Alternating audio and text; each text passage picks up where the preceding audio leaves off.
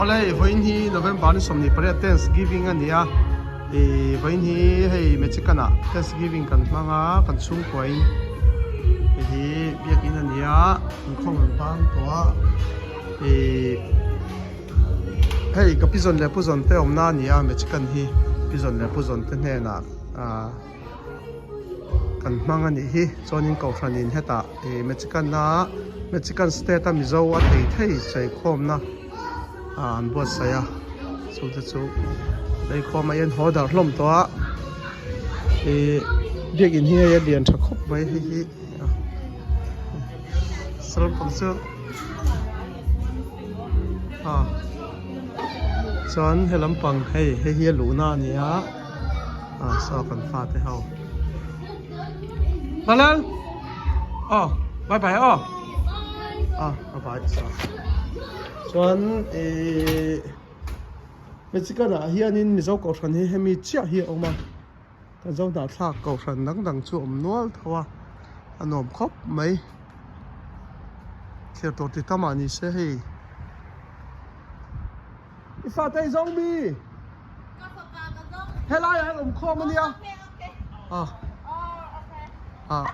anin kom khom ma kha ka fa te nen ani an thut kha thut thleng pakhata ale chonin heya an biak in hi lian khop maya a then chon lei lai awang chon en lo ma wangin han ti lang kha chu chung kha chu anom che lo a khia to tama kan lang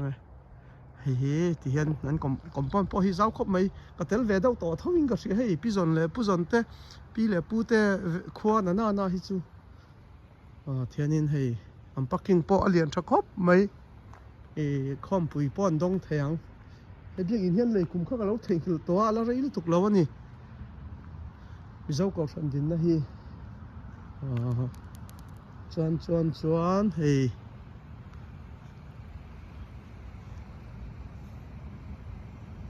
parking po he lian tha khop mai hei tan motor chu nia in lo hak lai motor ale hei kan du to khang yo thir tur ti tama chonin nak tu kha kan nu pui nei kum som na ni dona kha pizon le puzon ten hen lama nu le pamal som na te le tong trai na te nen khang kha kan